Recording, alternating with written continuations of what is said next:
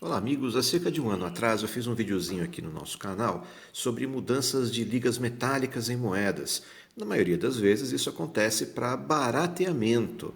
E eu vou mostrar especificamente para vocês, já abordei isso por alto na época, mas vou falar com um pouco mais de detalhe agora, um caso mais interessante.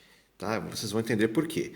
Em 1967, por causa de um período inflacionário, o governo criou o Cruzeiro Novo, ou seja, o Cruzeiro original, criado em 1942, perdeu 3 zeros e surgiu o Cruzeiro Novo. Então, muita gente, todos os colecionadores já devem conhecer, por exemplo, essa moedinha de 50 centavos de 1967. Vocês já vão entender por que eu foquei exatamente na de 50 centavos. Tem algumas curiosidades legais, tá? Então, o Cruzeiro virou Cruzeiro Novo e esta moeda aqui, de 50 centavos de 1967, tá? Não foi lançado um Cruzeiro 67. Ao contrário das moedas de 10 e 20 centavos do mesmo ano, essa moeda é de níquel, níquel puro. Uma moeda muito bonita, sempre gostei, veja, 50 centavos. Uma efígie também, que é considerada por muitos a efígie da República mais bonita, né? Então, aparentemente, o artista inspirou-se numa foto de Tônia Carreiro. Muito bonita. Muito bem, então o que tem de diferente? Ora, em 1967 foram cunhadas essas moedas. Importante, gente, elas só entraram em circulação em 1968. Essa é nova, né? Pouca gente sabe disso. Elas só entraram em 68. Muito bem. Aí você teve um intervalo entre 67 e 70. Em 70, o Cruzeiro Novo passou a chamar-se Cruzeiro. Na verdade, foi uma moeda transitória. Deram esses 3 anos aí para as pessoas se acostumarem. E aí surgiu a moeda de 1970. Reparem que, à exceção da era, aqui é 67, aqui é 70, as moedas são absolutamente iguais nas gravuras, nos cunhos. O que mudou? Ah, essa moeda é de níquel, essa moeda é de cuproníquel. Mudaram a liga. O níquel é um metal mais nobre do que o cobre, mais denso. Então, apesar de elas terem exatamente as mesmas dimensões, essa moeda da esquerda é mais pesada. A moeda de 50 centavos de 67 de níquel pesa 8,74 gramas. A de cuproníquel, como tem a mistura do cobre com o níquel, tem só 7,71 gramas. Parecem iguaizinhas, né? Mas não são. É outra liga metálica, diferente. O interessante é que essa moeda de 67, ela ainda foi cunhada em 1970, mas mantendo a era 67. Então você não tem moedas de 1970 de níquel, ok? Cunharam em 70, mas tomaram o cuidado de manter a data de 67.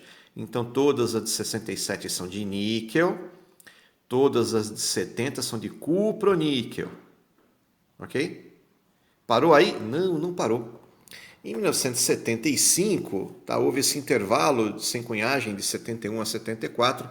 Em 75 foi cunhada a moeda igualzinha de 70, tá? Cuproníquel, 50 centavos, ok? Muito bem. E qual que é a questão então? A questão é que no mesmo ano por lei, foi alterado aqui, ó, o material. Então, em 1975, você tem duas moedas diferentes de 50 centavos: a de cuproníquel e a de aço inoxidável. Vejam, os cunhos são idênticos, é a mesma moeda que valia a mesma coisa, tá? Mas ó, mudou a liga metálica. Aqui é cuproníquel, aqui é aço inoxidável, tá? E aí, essa liga foi mantida até 1979, ó, 76, 77, 78, 79. Esse aqui é o álbum de luxo desse período. E como o ferro, que é o principal componente do aço inoxidável, é também menos denso do que o níquel e o cobre, o que acontece? O que acontece é que a moeda de 1975 de 50 centavos é mais leve do que essa. Ela tem 6,65 gramas. Então, eu quis mostrar esse caso para vocês, porque é um caso provavelmente único na numismática brasileira, em que a mesma moeda, na verdade não é a mesma moeda, tá? A gente considera que a moeda é diferente porque mudou a liga metálica, ok? Mas veja, ela circulou na mesma época, ela tem exatamente o mesmo, todas elas, né, têm exatamente os mesmos cunhos. Mas olha só que interessante, gente. Três ligas metálicas diferentes. Aqui, níquel. Aqui, cuproníquel. E aqui, aço inoxidável. Essas moedas circularam até início dos anos 80, mais ou menos, tá? Quando foi lançada uma nova família do Cruzeiro. Então, quando eu era criança e comecei a coleção, no início de 1982, essas moedas ainda valiam alguma coisa, né? Eu era criança, pegava essas daqui, comprava doce. Então, elas ainda circularam durante algum tempo. Havia um período inflacionário, mas não era hiperinflacionário. Então, as moedas estavam perdendo o valor, mas não era uma coisa tão rápida quanto, por exemplo, nos anos Sarney e nos anos Collor. Tá? Então, elas ainda mantiveram o poder de compra durante algum tempo. Era isso, gente. Espero que tenham gostado da curiosidade. Assine nosso canalzinho. Grande abraço.